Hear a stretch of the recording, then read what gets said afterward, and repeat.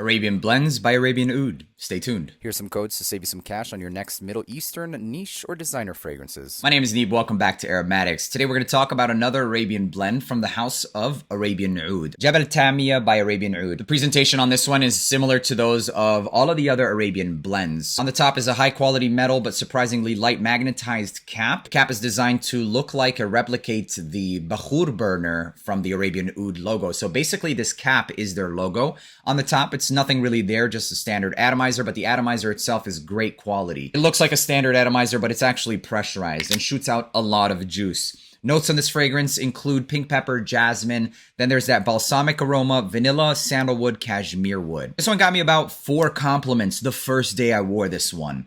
It really revolves itself around this super dosed jasmine. I remember thinking that this is an extremely creamy fragrance, and what really popped into mind right away were fragrances like Italica by Xerjoff, except this wasn't nearly as synthetically sweet. It smelled like much more of a naturalistic fragrance, but then it popped into mind. I was like, okay, so there's gotta be some almond here because that's a vibe I'm getting. But surprisingly enough, I wasn't really getting a headache, which for me, I must be allergic to that note or something in that chemical compound that's used to create the note of almond, because I almost instantly get headaches whenever I wear anything with almond note. This one didn't do that for me, and I think it's because of the fact that it's more so an almond accord. Accord just means a scent profile that's not necessarily coming from a distinctive note of almond, but rather a combination, and that's what I get with this one. So it smells like a more naturalistic use of almond. I think it's coming from that cashmere wood, which is extremely highly dosed in this fragrance, and some of that hefty dosed sweet jasmine and pink pepper. It opens up pretty balsamic, but at the same time has this natural honeyed sweetness with a musky undertone. But this is extremely polished and super refined,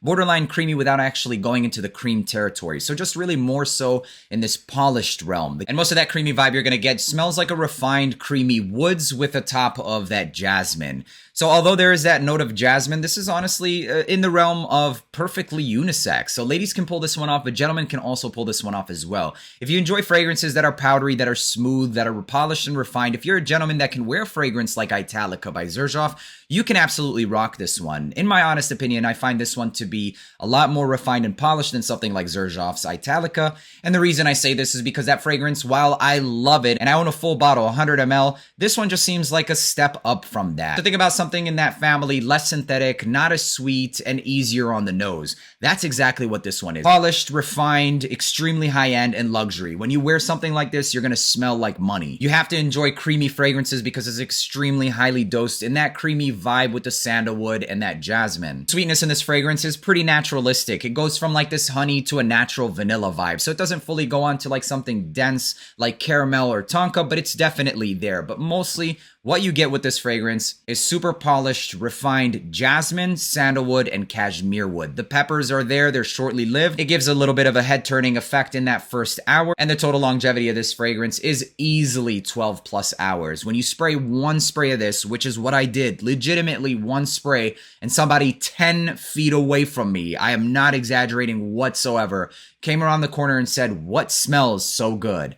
And it was this fragrance. But I do have to emphasize that all of these fragrances, or like once we start getting into like these specialized territory fragrances, they're not mass appealers. So you really have to make sure that you pay attention to some of the descriptors I use. And if you enjoy them, then you're gonna like this fragrance. So creamy, woody, cashmere wood, and jasmine. Gentlemen, you can easily pull this one off, but you have to be one that enjoys exactly those vibes. That's really all I have to say about these fragrances. They are a little bit pricey, but like I said, you're getting exactly what you pay for, if not more, especially on discounters.